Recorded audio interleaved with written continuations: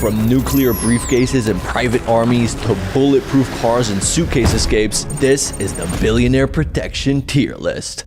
Mark Zuckerberg spends more on security than any other tech billionaire on the planet. Not slightly more than Amazon, Google, Apple, Microsoft, Nvidia, and Palantir spend protecting their executives combined. Meta spent $27 million on his security in 2024, and that was before Luigi Mangione started popping CEOs. The guy whose company leaks everyone's data bought a private island and started building bunkers the moment privacy became a concern. Apparently, privacy only matters when it's his. The richest man on earth owns Tesla, SpaceX, and eventually Twitter. The kind of person whose security includes the usual billionaire package. And yet for years, his movements were being tracked publicly by a teenager. A Twitter account followed Musk's private jet, posted takeoff times, landing times, and flight paths. Musk offered him $5,000 to take it down. The student asked for $50,000. So Elon bought Twitter and banned the account. B tier. Carlos Ghosn, the former CEO of Nissan, Renault, and chairman of Mitsubishi Motors. So naturally, he gets arrested in Japan for fraud charges and was denied bail multiple times. Eventually, he gets released under strict conditions of constant surveillance and movement restrictions, which sounds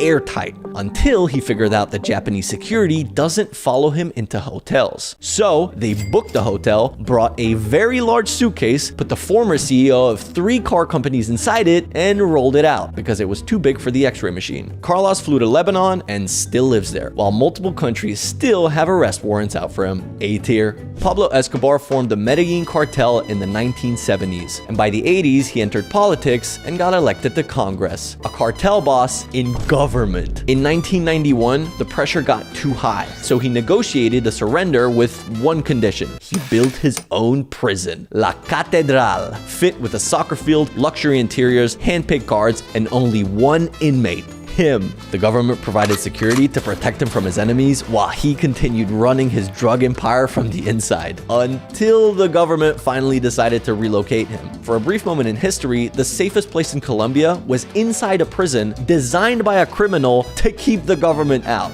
S tier. Most people hire security. Prigozhin built one. 50,000 men, known as the Wagner Group. His resume before that reads like he was trying on different father figures. Child uranium miner, almost professional skier, burglar, chemical plant worker, tractor operator, hot dog vendor, casino owner, strip club owner, and eventually a private chef to Vladimir Putin. And also got exiled along the way. Not a very traditional progression. From there, he won government food contracts, funded propaganda operations, and created Wagner, a private army, mostly recruited from prisons because he'd been in that industry himself. So he picked 50,000 armed men for protection, which worked great, right up until he tried to overthrow Russia and died in a plane crash 2 months later. Popes attract assassination attempts. So after Pope John Paul II was shot in 1981, the Vatican decided that the Pope should travel inside a bulletproof glass box. So they built an armored vehicle with a bulletproof chamber. The internet called it the Pope-mobile, which sounds less like an armored vehicle and more like something you'd win in a church raffle. The Pope is also protected by the Swiss Guard, an elite force of 135 soldiers trained like special forces. Their job is to protect one of the most important religious figures on the planet, all while dressed like a Renaissance marching band. B tier. Putin's security includes the elite presidential security service of about 2,500 people, carrying the most dangerous briefcase on Earth.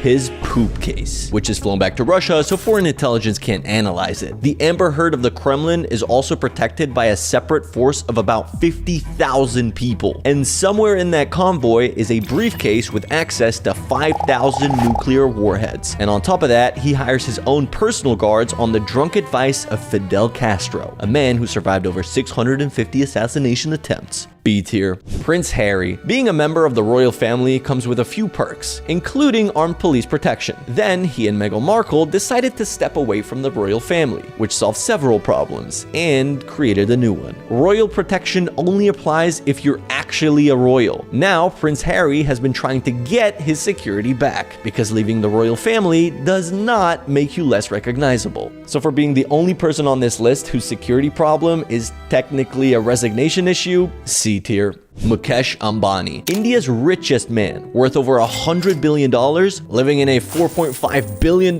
palace in the middle of Mumbai traffic. In 2021, someone left a message at his house. The government, not eager to lose their capitalist poster boy, gave him Z+ security. That's 36 to 55 personnel with at least 10 elite commandos and is generally reserved for people who decide the country's direction. He runs a company. Now that Z+ security is just his. His wife and sons have separate lower tiers, A tier. In the early 1990s, Mohammed bin Zayed sits across from Richard Clarke and goes, "I'd like to buy an F-16. Of course, the F-16A? No, the F-16. That doesn't exist yet. The research isn't done. Funding isn't approved and the military hasn't built it. I know. It hasn't been developed. That's fine. I will pay for the research and development." After years of negotiation, the UAE received a version of the F-16 superior to the ones the US Air Force was flying at the time, which means the easiest way to acquire an American fighter jet was to fund it yourself. B tier. Xi Jinping. There are no details about his personal security, because if you run the Chinese Communist Party, you don't need security. Personal protection gets surprisingly simple when you have the Eye of Sauron on every corner.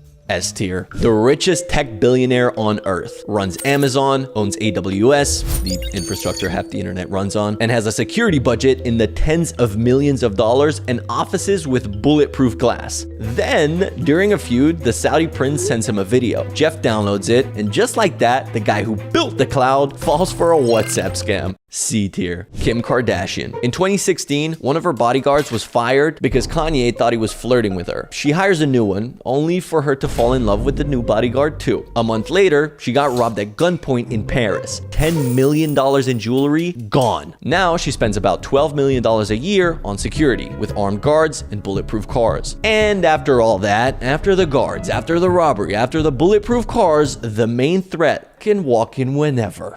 Right after Kim got robbed, Kanye spent around $60 million on security to hire Kim Kardashian lookalikes. And if you're wondering how you even find that many lookalikes, well, some hires are clearly for security and others... He's been sued by multiple security guards and even told his security to step back as he personally parted a crowd. Like Moses, but with better speakers. You don't really protect Ye, you orbit around him. S tier. Oh, and Kim is F tier, by the way. Jack Ma, the founder of Alibaba, criticized CCP fiscal policies in 2020 and was immediately placed under extremely effective protection. No cameras, no interviews, no public appearances. He is completely safe. S tier. Most celebrities walk around with 2 bodyguards, maybe 5, and if they're really feeling important, 7 or 8. Floyd, 30. All of them over 7 feet tall. The thing is, out of everyone on this list, he's the only one who can actually fight. B tier. Andrew Tate, a man who presents himself as the standard of masculinity, runs an online platform called The War Room because life is a constant battle. Naturally, he's always prepared with bodyguards, bulletproof glasses, and a machete. Then Romanian police show up, walk through the entire mansion room by room, not a single bodyguard in sight. But the real security problem came later. The War Room got hacked and about 800,000 users' data was leaked.